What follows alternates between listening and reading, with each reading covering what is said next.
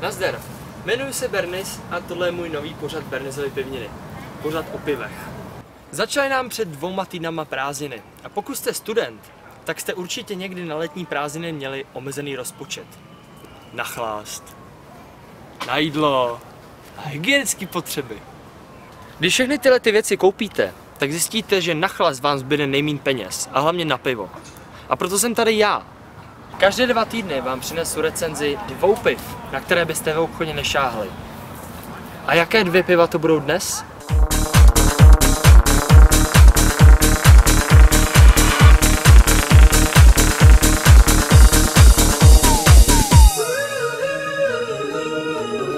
Dnešní první pivniny odstartujeme něčím, z čeho má hodně lidí, ale opravdu hodně lidí strach si ho koupit.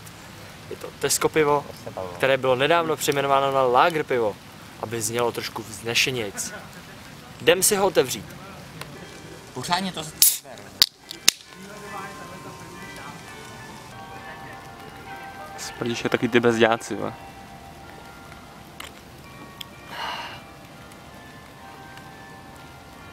Není to špatný. Aby jsme všechny piva změřili, používáme takzvanou bernizovskou pivninovskou tabulku, kde máme chuť, cenu, jak to do mě teče a celkový dojem. U Tesco piva nás chuť opravdu nepřesvědčila. Byla to taková pachuť nealkoholického piva, tudíž za 5. Cena je ale výborná, takže za 1. Teklo to do mě, no docela to ušlo, ale nebylo to úplně nejlepší, takže za 3. Celkový dojem, tudíž celkově za 3. Tesco pivo je tedy na slušném průměru. A jaké další pivo pro vás mám připraveno?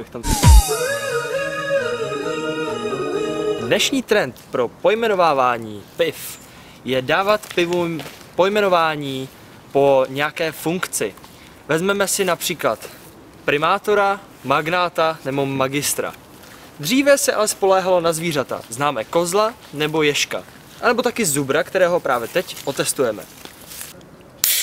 Dobrý, no.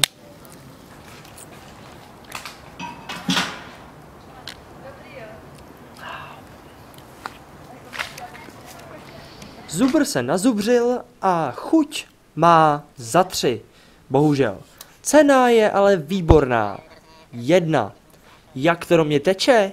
No, teklo to celkem slušně. Za 2, takže celkový dojem je slušná 2. Tak zase příště u dalších Bernizových pivnin, zase za 14 dní.